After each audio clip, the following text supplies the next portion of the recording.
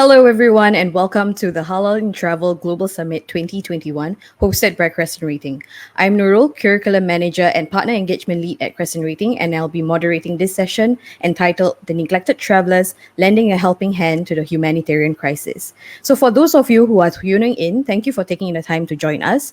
And if you have any questions during this session, feel free to drop your questions through the Q&A tab or email your questions to the event organizer after this session, and we'll definitely get back to you on your questions.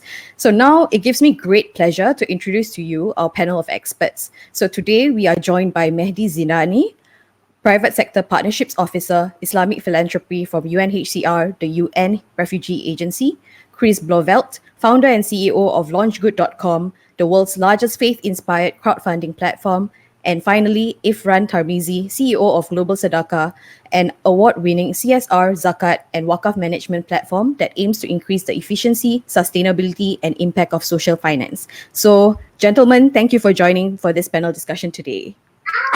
Thank you. Thank you for having us. Yeah, so, before we kickstart this discussion, so let me just give you a brief overview of why I would say that this session is particularly interesting. So, all over the past few years, sustainability has always been at the forefront of discussions for many organizations as well as consumers. Consumers and individuals are more socially conscious, and they would prefer to support organizations that are actively promoting and being socially conscious lah. So what they would like to do is to support organizations that are actively changing the way that they do business. So what companies are doing is that they are looking at a triple bottom line. It's no longer just about profit, but it's also about how they can make both an environmental and social impact in order to, build customer loyalty and retain their loyal fan base. So today, our conversation will be centered around how the tourism and hospitality industry can look at ways to champion social and philanthropic causes in their business strategy. So like, how can the travel industry replicate this sustainability phenomenon and support causes such as the neglected travelers? So we have quite a number of things that we want to unpack in this short 30-minute session. So perhaps I'll get Mehdi to begin, and could you briefly introduce yourself and shed some light on who these neglected travelers are and why you think it's important for both individuals and organizations to support such humanitarian causes? Thanks, Nurul, and hello, everyone. My name is Mehdi. I'm working for UNHCR, the United Nations Refugee Agency. I'm part of the private sector partnerships team here in Dubai, and I'm focusing on Islamic philanthropy. In terms of who are the neglected travelers, first of all, let me thank the organizers to have this discussion about the humanitarian needs, and especially in this case, the forcibly displaced people, because I think it's a great idea to have a session on this as part of this summit, because not everyone has the luxury of tourism, of traveling to enjoy. A lot of people don't. And actually, in terms of the neglected travelers, as you call them, or the forcibly displaced people, we are talking today about 82.4 million people around the world. So this is 82.4 million people that have been forced to leave their homes. Just to give, to put this in perspective, if all these people were a country, that will be ranked as the 20th most populated country in the world, before countries like Thailand, like France, like UK, like Colombia. So it's huge. In terms of who they are, we usually we divide them into three categories, so to speak. So the first one is the refugees, who are the people that have been forced to cross the borders, actually. So so those are refugees. Then we have asylum seekers, people who have not yet been recognized as refugees. And then we have the internally displaced persons, what we call the IDPs, who are the people that have been forced to flee their homes, but they still remain within their country and their borders. So they are still under the government protection, but we do support governments in humanitarian programs to cover the needs. Just to give a little bit of figures, because beyond the big numbers, what is also frightening is actually the demographics of this population. We have over 40% of people, of displaced people, who are children actually. And from 2018 to 2020, you had 1 million children who were born as refugees. So it's not only that this large population has been forcibly displaced, it's also that the children are paying the price, unfortunately. And in 68% of the refugee population comes from just 5 countries.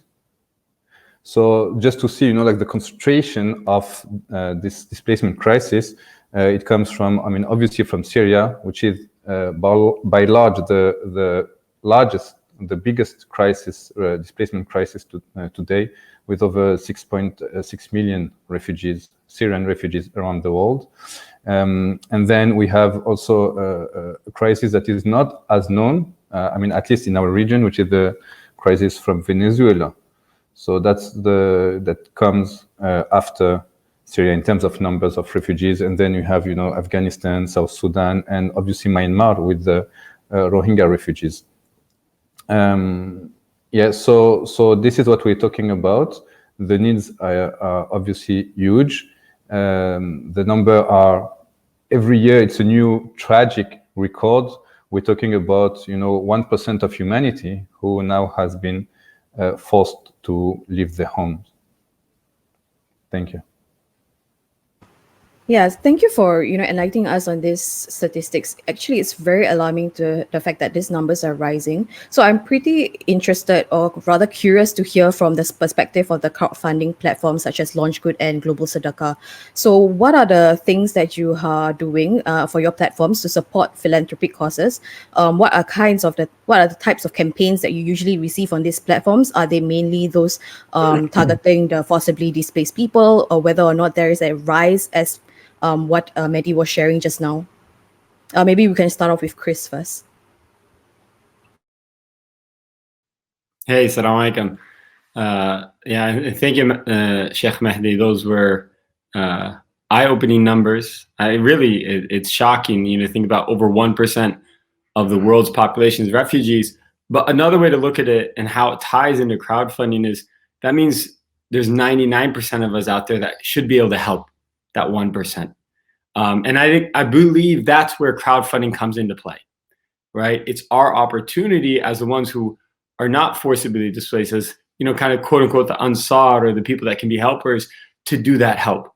And I didn't mean to make this religious lecture, but just saying that makes me think of that verse in the Quran. He said, "Waman ansari ilallah." Isa was asking, like, who are going to be my helpers towards God, for the sake of God. What we see with our crowdfunding, definitely there is a rise in the refugees, in the campaigns to support refugees. In fact, this year's first time ever, LaunchGood participated in World Refugee Day, which was about 10 days ago, June 20th. We turned it into a whole week. So we had World Refugee Day, but then we made that a whole week, World Refugee Week. We saw, I can't remember exactly how much, maybe over $500,000 raised for refugees. But throughout the year, right, we have Ramadan, the Hajj, like in general, refugees is probably top kind of popular campaigns. The hard part about it, and Mehdi can speak to this, I'm sure, is it's easy to raise money for Rohingya, 4 years ago when everyone's talking in the news, or Syria 3 years ago when everyone's talking about it. But now it's not so easy. It's kind of like old news. And we know this with the internet, the cycle moves very fast. But they're still refugees. They're still struggling. They still need help. One of the things that I love to encourage, I love to see is, and it's great to have the UNHCRs and the Islamic Relief and Penny Appeals, all the major organizations fundraising, and they're really, really good at what they do. But it's also really beautiful to see somebody, just a single person, support a family in their neighborhood. This is a refugee family. It doesn't have to be through crowdfunding. Of course, we do through crowdfunding, but it could be, giving them your old furniture, or sharing your clothes, or giving them job to work around your house. Little things like this. And maybe even we can bring it back to you, Nurul, at some point, talk about how can we support these refugee populations through our tourism and our travel, which is actually something really interesting on my mind, a question I have that hopefully we can discuss as a group.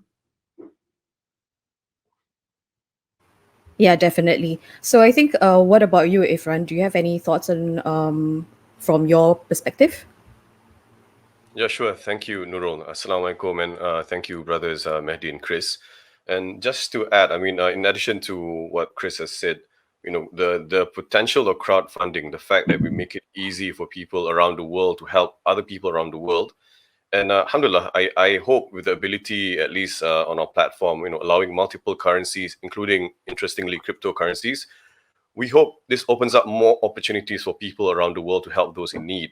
And you asked about what current campaigns that we are focusing on. So, alhamdulillah, Qurban is coming up soon, the Dhul Hijjah and the Eid.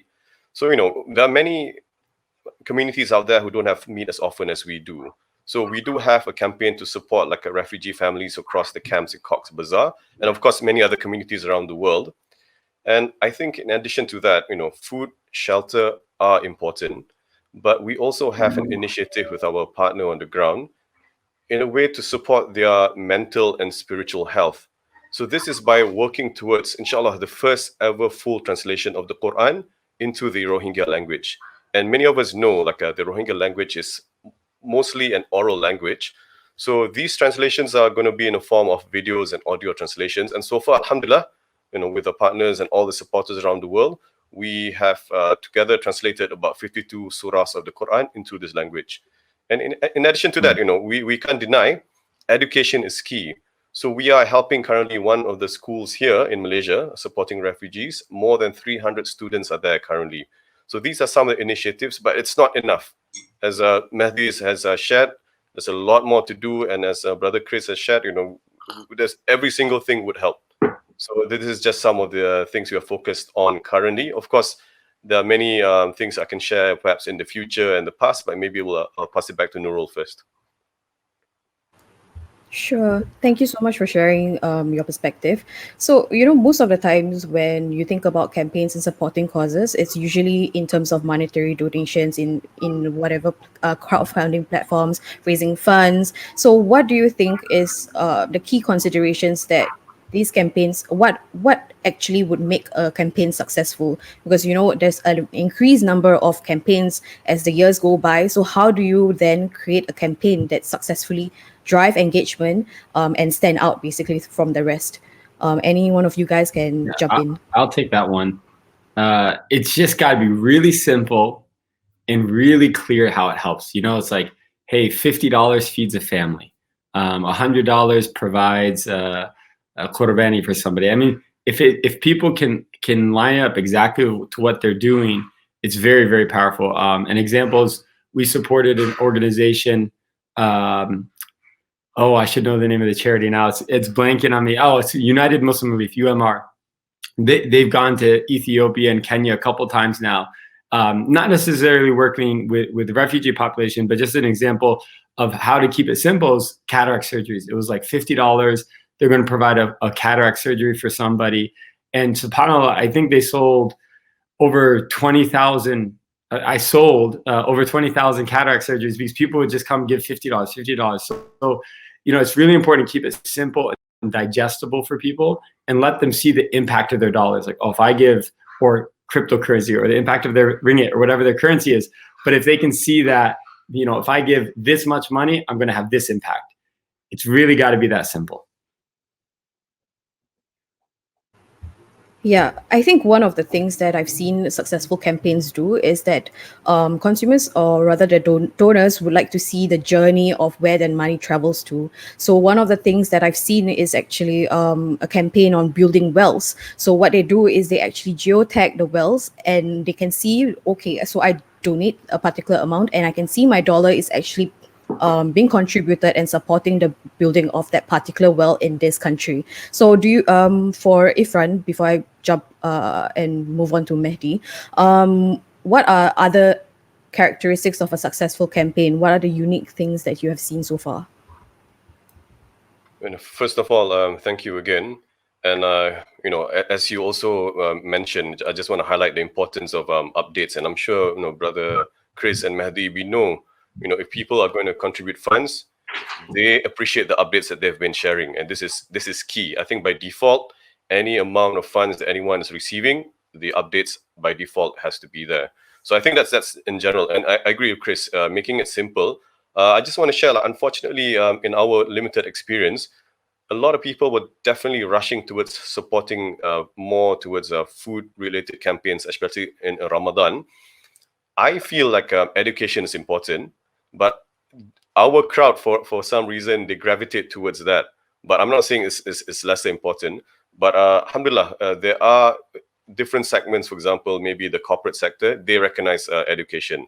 The public crowd, they prefer feeding because it's maybe something more relatable to them, like feed someone.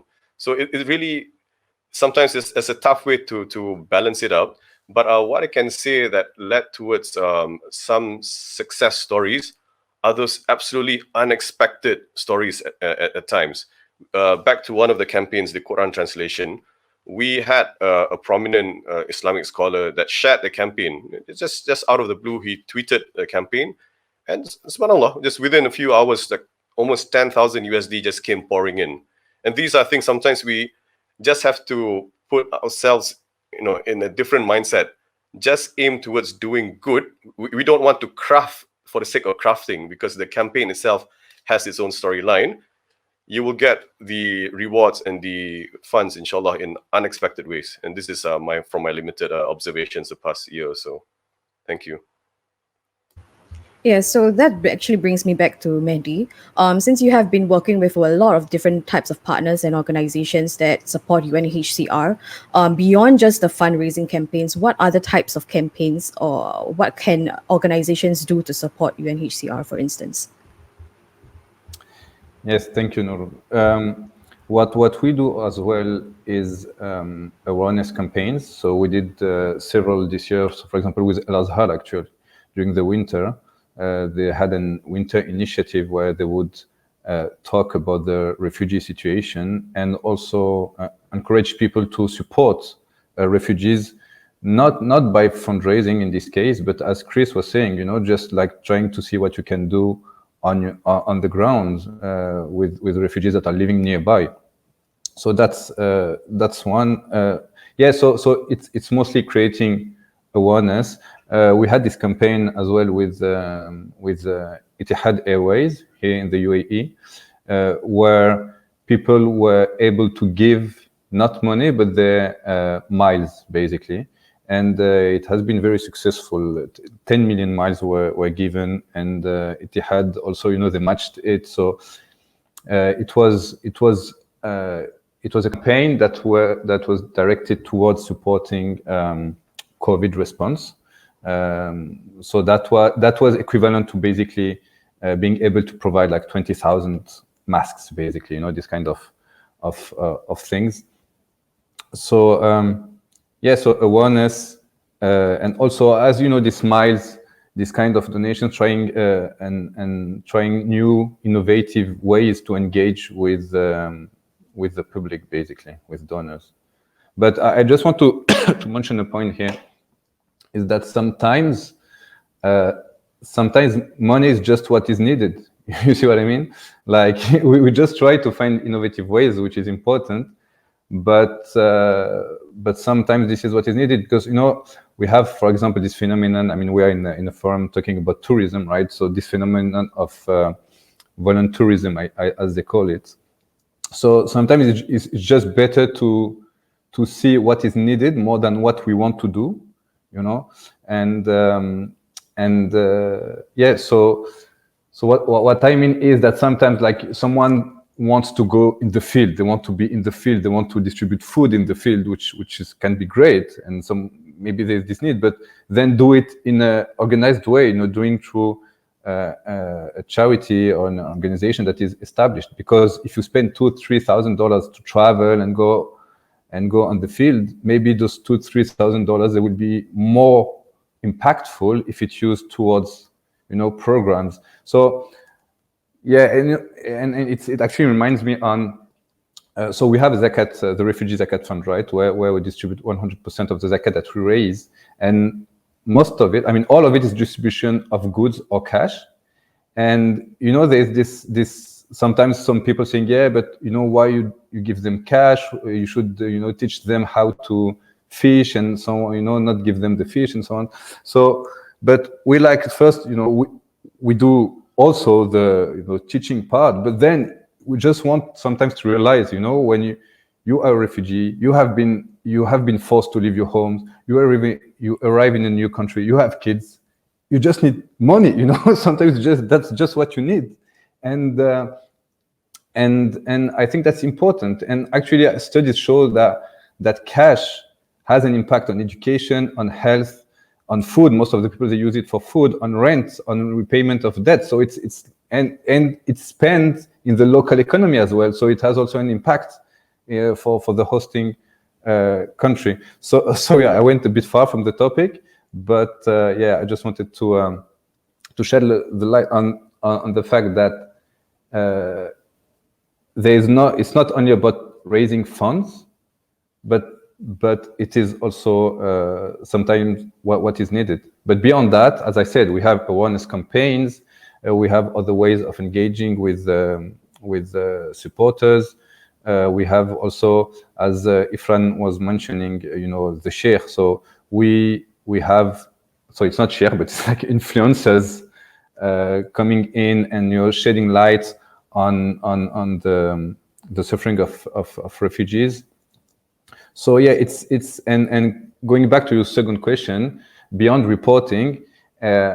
One of the, I think, key success factors also of every campaign is also to be here everywhere, basically. So, on social media, in the media, really pushing for your cause to be heard and supported. Over.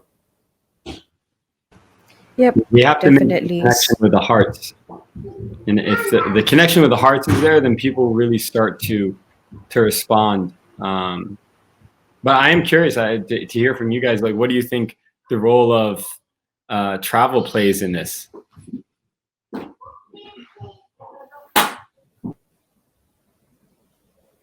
Yeah, I think it's again, we can find innovative ways. We can find ways of doing CRM campaigns targeting people who are traveling. So with airways, with hotels, with even local travel agencies, this kind of thing. You can have it can be as simple as sending an email on what's happening for the humanitarian crisis that you're talking about. I mean, we had, and we thank actually CrescentRating.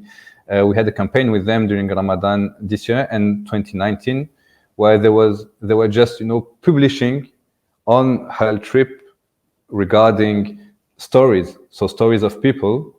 And I think that's very important in connecting the hearts, as you said, Chris. Yeah, so actually another thing that I've seen during this pandemic is that Singapore restaurants right now have actually been partnering with a Global Islam Relief in supporting like humanitarian crisis during the Ramadan. So I think it's really heartening to see that even smaller businesses in the hospitality and travel industry trying to look for ways to support the crisis actually. So I was just wondering, right? So what are the how can the travel industry actually champion this cause, like beyond just like the Etihad Airways example, or even like having a travel package or tour package that includes going to an orphanage, for instance? What are the other ways that you have in mind, or maybe you want to see the hospitality industry have?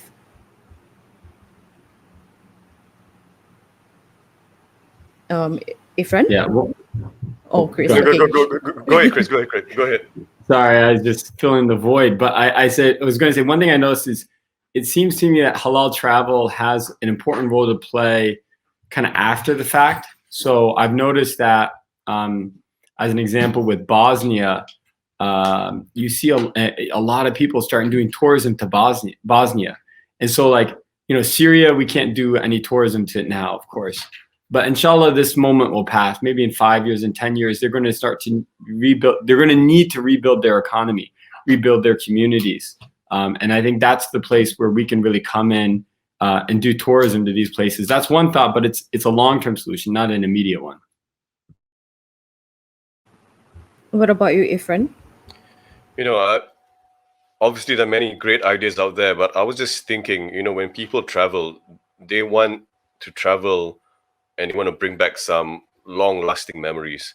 So I'm not sure whether there's such a travel package where you travel to a location for tourism, but couple it with some form of like a charitable cause. Like part of your travel package would be like, okay, we have like a mini crowdfunding among your travel group, and we're going to visit this XYZ refugee school, home, and orphanage, and this will be part of our travel. And organize something relevant for as Brother Mehdi said, we don't want to do this whole volunteerism, going there thinking what makes us feel good, but we need the travel agents or this industry to find out in advance what they need, bridging that gap with those who are eventually coming. Of course, we're fast forwarding the whole after the COVID period, and I believe this is better than any theme park ride, or better than any going to some shopping mall across the globe. They will go back and remember the child they helped. I feel this is something that could definitely help, inshallah, among many other ideas which I look forward to hearing too, inshallah. Yes, I think one of the key areas is that more consumers are looking for slow tourism. They want to live a more authentic travel experience, and they want to be able to be in the center of helping other people. So we really hope to see more travel agents or tour operators having this charitable cause as part and integrated into their tour package. So before we round up today's session, I just want to have a final question to our panelists. So each one of you, for those of you who are listening and are actually interested to start creating an idea on how you can support the humanitarian crisis, what should their first step be?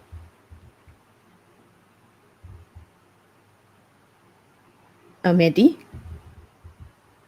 Do a campaign on LaunchGood and Global Sadaqah, of course.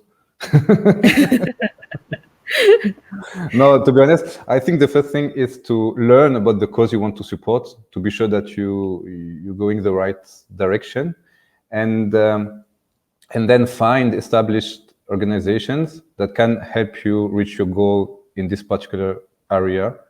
And I think it's good to learn, just to learn about what and how you can support, so that you put your efforts in the most efficient way. Yeah, Chris? Well, I feel it is self-serving to say do a LaunchGood, but honestly, it's amazing how few people have ever tried it before. It is really inspiring and really engaging to actually run your own crowdfunding campaign. Yeah, you don't even need to know what you're doing. Like, come to us, come to launchgood.com, chat with our team, and we'll connect you to a charity that will help the type of community you want to help, whether that's Rohingya, the Syrian, South Sudanese, there's so many. We worked with all sorts of influencers this Ramadan that raised millions of dollars for just such campaigns. And you don't have to raise $1 million. You may only raise $2,000, but you raising $2,000 along with 1,000 other people raising $2,000, that's $2 million. So it's a small part we can do, a small way to use our social media. And even if people don't donate, at least they see that you care about this. They start to hear the stories. And that, I'm telling you, that's the real key. The money is really needed and is very helpful, but making sure people's hearts care about these refugees is the most important thing. And finally, Ifran? First and foremost, I definitely agree with Mehdi and also with Chris, but Mehdi raised some good points of raising on our platforms. But, I want to approach it from a different angle. I think in line with something Mehdi said, where we need to capture a larger audience, because maybe not everyone is aware, but we can't just expect them to always come to us. We have to find a way to go to them. And I just want to share some things that we have done, but it's an ongoing list. So as you know, and of course we need to touch, and penetrate the youth market, gamify it for them in one way or another. So I mentioned, like, crypto. That's one thing. It opened up a whole different group of people being able to donate. We've got other methods where people can do it through digital gold. People can browse on a certain web browser, and every click it leads towards a campaign success. We are in presence of some Muslim lifestyle apps where they can donate in apps. So I think these are the things are needed to bridge that gap. We are doing a lot, but sometimes these people are just in their own isolated world. So we need to bridge that gap. That's just what I just want to add on to the points by the other brothers. Thank you so much. Yeah, so I think what the three of you guys have been mentioning throughout the whole entire session is that being transparent in what your funds are going to be used for, education and marketing, and captivating the donors' hearts and seeing how they can directly impact the refugees, for instance, and also making it simple for them to, reducing the inertia and the activation energy required to donate to a particular cause. So I think we have shared certain areas on what we can do to support humanitarian and philanthropic causes, such as raising funds, raising awareness of the cause, as well as volunteering opportunities. So I really hope that this session is insightful and perhaps get your mind going and empowering you and your organization to move towards a socially conscious future. And so that wraps up the end of this session. And thank you guys for joining for this particular discussion. It was really pleasant to have you guys on board. Thank you. Thank you for having us. Thanks a lot. Thank you. Yeah, and for those of you who are tuning in, do check out the interesting sessions that we have in the agenda. Until then, stay safe and see you soon. Bye.